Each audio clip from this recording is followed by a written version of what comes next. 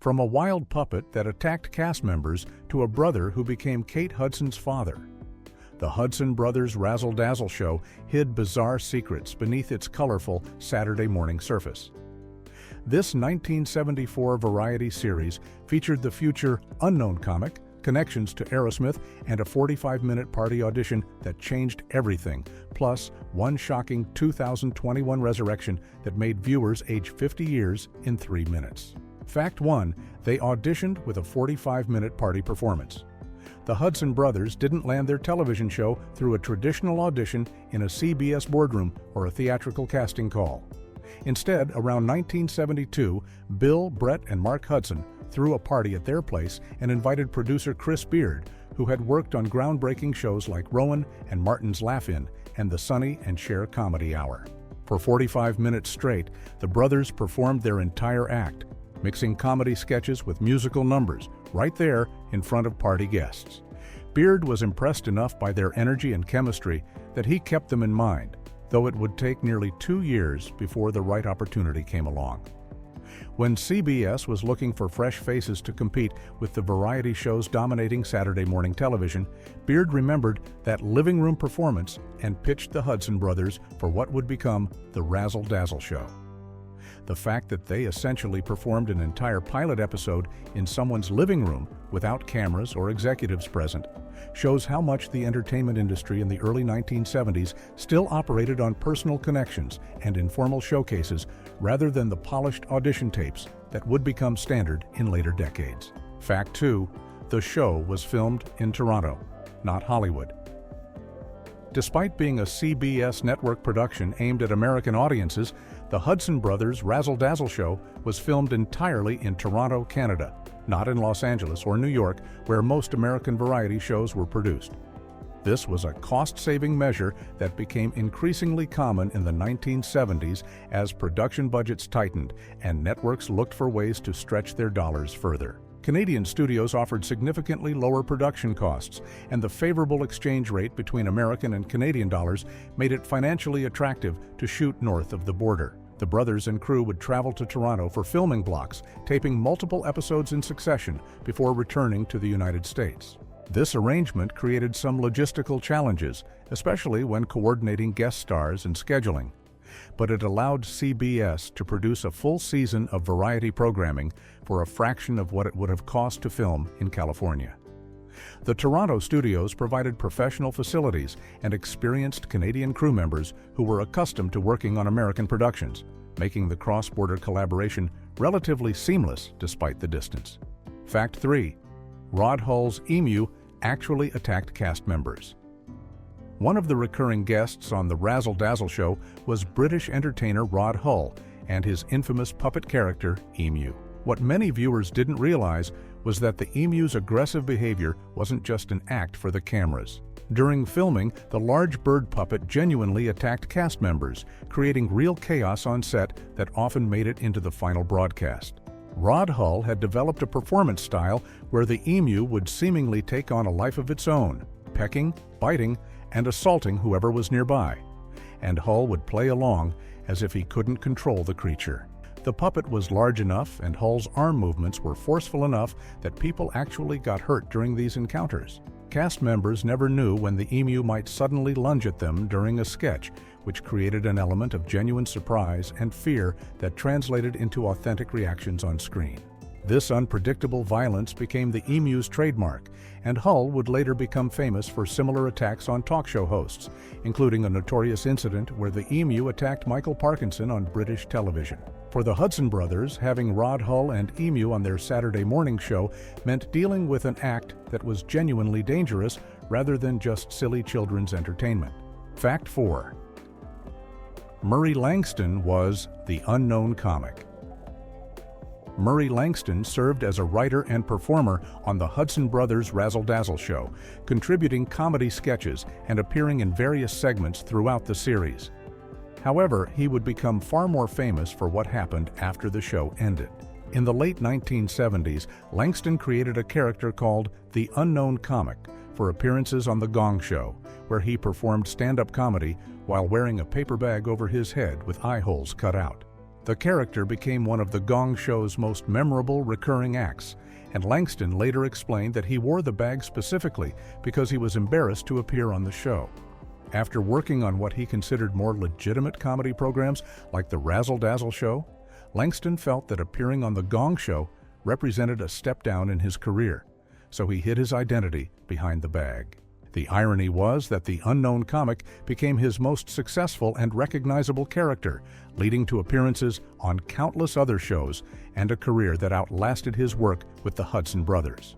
The paper bag persona turned what Langston saw as a humiliating career move into his trademark, proving that sometimes the things performers are most embarrassed about become exactly what audiences remember and love. Fact 5. Bill Hudson is Kate Hudson's biological father.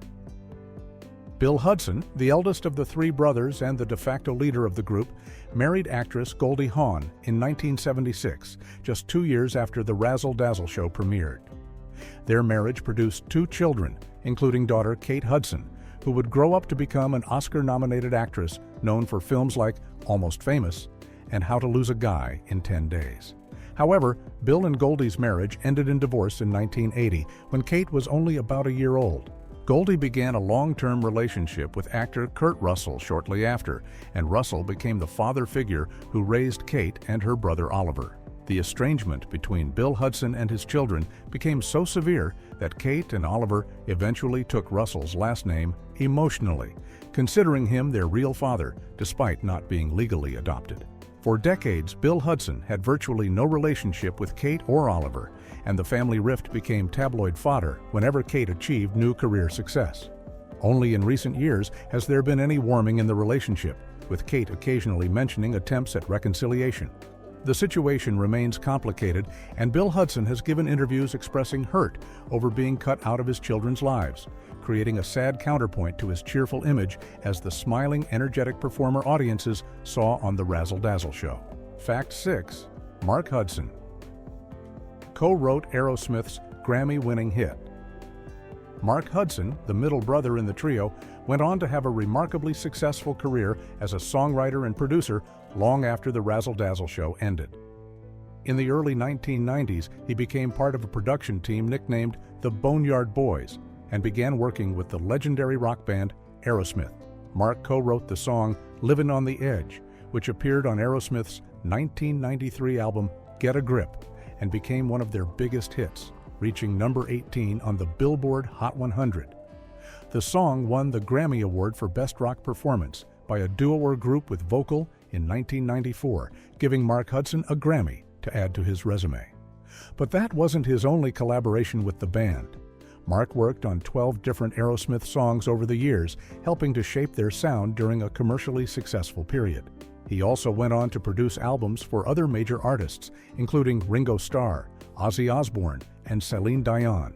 The transformation from a Saturday morning television performer doing comedy sketches in the mid-1970s to a Grammy-winning songwriter working with rock legends shows just how talented Mark Hudson was beyond the bubblegum image of the Hudson Brothers variety show. Fact 7. The brothers got their TV show before getting hit records. The Hudson Brothers followed a completely backwards path to fame compared to most musical acts of the 1970s. Typically, musicians would score hit records first, then use that success to land television appearances or variety shows. The Hudson Brothers did it in reverse. They secured their CBS television show in 1974 before they had any significant chart success, which meant they were performing on national television every Saturday morning while still trying to break into the music charts.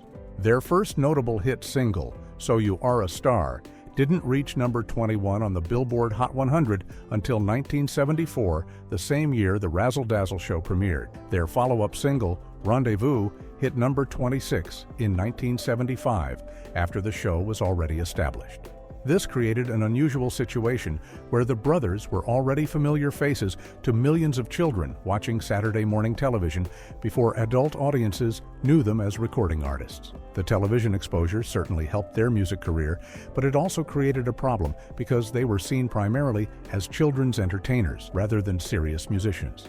This image issue would plague them throughout their career, making it difficult to transition into the kind of mainstream pop success enjoyed by acts like the Osmonds or the Jackson 5, who managed to balance both markets more successfully. Fact 8. Elton John's lyricist produced their albums. Bernie Taupin, who wrote the lyrics to virtually every major Elton John hit, from Your Song to Rocket Man to Tiny Dancer, served as producer for multiple Hudson Brothers albums in the mid-1970s. This connection came through Rocket Records, the label founded by Elton John and his manager, which signed the Hudson Brothers and gave them access to top-tier production talent. Taupin produced their albums Totally Out of Control and Bafa, bringing his experience from working on some of the biggest-selling records of the decade. Having Bernie Taupin's name attached to their albums gave the Hudson Brothers serious credibility in the music industry, even if mainstream audiences primarily knew them from their Saturday morning television show. Taupin's involvement showed that industry insiders recognized genuine musical talent in the brothers beyond their bubblegum television image. However, despite Taupin's production work and the Rocket Records backing, the Hudson Brothers never achieved the massive commercial success that Elton John enjoyed. The albums were well produced and received decent reviews, but they couldn't overcome the perception that the Hudson Brothers were primarily children's television performers. Still, the fact that one of the most successful lyricists in rock history was willing to work with them as a producer demonstrates that the brothers had respect within the music business, even if the general public didn't take them as seriously as other acts of the era. Fact 9. Only Season 1 had original episodes. The Hudson Brothers' Razzle Dazzle show ran for 3 seasons on CBS from 1974 to 1977, airing on Saturday mornings and becoming a familiar presence in the network's children's programming lineup. However, only the first season consisted of original episodes. CBS produced just 16 new episodes during that initial 1974 to 1975 season, then simply reran those same 16 episodes for the next 2 years. This practice was actually quite common in Saturday morning television during the 1970s, when networks would produce a limited number of original episodes and then cycle through them repeatedly, assuming that the young target audience either wouldn't notice the reruns or wouldn't mind watching their favorite shows again. For the Hudson Brothers, this meant they filmed all their material in one intensive production period, probably during those Toronto filming sessions, and then moved on to other projects while CBS continued to air their show. The lack of new episodes meant the show couldn't evolve or respond to changes in pop culture, and viewers who watched regularly would have seen the same Rod Hull emu attacks, the same musical numbers, and the same comedy sketches multiple times over those 3 years. By the time CBS finally canceled the show in 1977, many children in the audience had probably memorized entire episodes from seeing them broadcast several times over the previous years. Fact 10. The show was replaced by a colossal failure. When CBS finally canceled the Hudson Brothers' Razzle Dazzle show in 1977 after 3 seasons of broadcasts, the network replaced it with a new program called Skatebirds, which attempted to capitalize on the skateboarding craze of the late 1970s. Skatebirds featured animated segments hosted by live-action characters in bird costumes who skateboarded and performed comedy sketches. The show was produced by Hanna-Barbera, the studio behind successful cartoons like Scooby-Doo and the Flintstones, so CBS had high expectations. Instead, Skatebirds became notorious as one of the most spectacular failures in Saturday morning television history. Critics panned it immediately, and even children, who were usually the most forgiving audience for Saturday morning programming, seemed confused and uninterested in the bizarre combination of low-budget costumed characters and disconnected cartoon segments. The show lasted only 1 season before CBS pulled it from the schedule, making the Hudson Brothers' Razzle Dazzle show look successful by comparison, despite its reliance on reruns. In retrospect, Skatebirds is remembered primarily as an example of how networks in the 1970s would throw together seemingly random elements of current trends and hope something would stick with young audiences. The fact that Skatebirds replaced the Hudson Brothers makes the earlier show seem almost prestigious, since at least the Hudson Brothers offered genuine musical talent and professional comedy writing rather than people in bird costumes awkwardly skateboarding around a studio. Fact 11. Family Guy used the entire 2:45 opening in 2021. Decades after the Hudson Brothers' Razzle Dazzle show went off the air, The animated comedy series Family Guy featured it in a 2021 episode titled, "And Then There's Fraud." In the episode, characters Peter Griffin and Glenn Quagmire sit down to watch the show, and Family Guy broadcasts the entire 2 minutes and 45 seconds opening sequence without interruption or commentary. This wasn't just a brief clip or a parody, it was the complete, unedited, original opening with all its energetic singing, dancing, and 1970s variety show production values. The joke worked on multiple levels. By showing the entire lengthy opening in real time, Family Guy was making fun of how long and repetitive old variety show intros felt by modern standards, especially when compared to today's quick-cut television editing. After the opening finally ended, Peter and Quagmire were drawn looking significantly older, as if they had aged 50 years while sitting through the intro. The visual gag emphasized how watching the full Hudson Brothers opening felt like it lasted an entire lifetime. For viewers who remembered the original show, it was a nostalgia trip that also acknowledged how dated the format had become. For younger viewers unfamiliar with the Hudson Brothers, it served as an introduction to a forgotten piece of Saturday morning television history. The Family Guy segment brought renewed attention to the Razzle Dazzle show, introducing a whole new generation to the brothers through mockery and meta-humor, which was probably more recognition than the show had received in the previous 40 years. Fact 12. The brothers changed their name. Multiple times before becoming the Hudson Brothers, Bill, Brett, and Mark went through a remarkable series of name changes as they tried to establish their identity in the music business during the late 1960s and early 1970s. They started out performing as the My Sirs, which doesn't even sound like a band name so much as a phrase with awkward grammar. They then became the New Yorkers, which had nothing to do with the city or state, but was actually named after a Chrysler automobile model called the New Yorker, showing the random way young bands sometimes chose their names. After that, they shortened their name to Everyday Hudson, then simplified it further to just Hudson, before finally settling on the Hudson Brothers when they signed with Elton John's Rocket Records label. Each name change presumably came as the brothers tried to find an identity that would help them stand out in a crowded music market filled with family acts, harmony groups, and variety performers. The progression from the My Sirs to the Hudson Brothers shows a gradual process of simplification and personal branding, eventually landing on a name that emphasized both their family connection and their actual surname.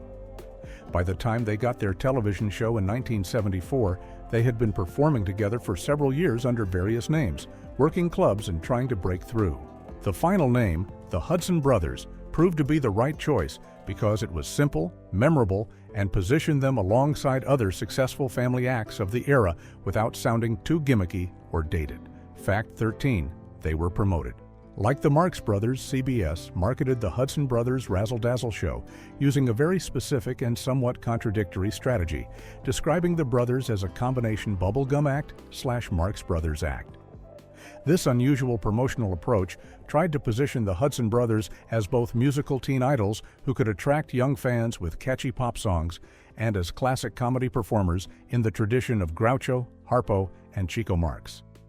The comparison to the Marx Brothers was ambitious, considering that trio was legendary for their anarchic comedy, sharp wit, and revolutionary approach to humor in film and vaudeville. CBS was essentially trying to have it both way, appealing to children and teenagers who wanted musical entertainment, while also suggesting the show had sophisticated comedy that could appeal to adults, or at least to parents watching with their kids on Saturday mornings.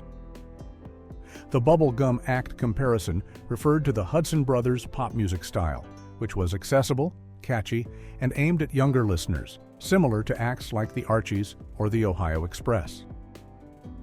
The Marx Brothers comparison suggested their comedy sketches would feature the kind of slapstick, wordplay, and physical humor that made those earlier performers famous.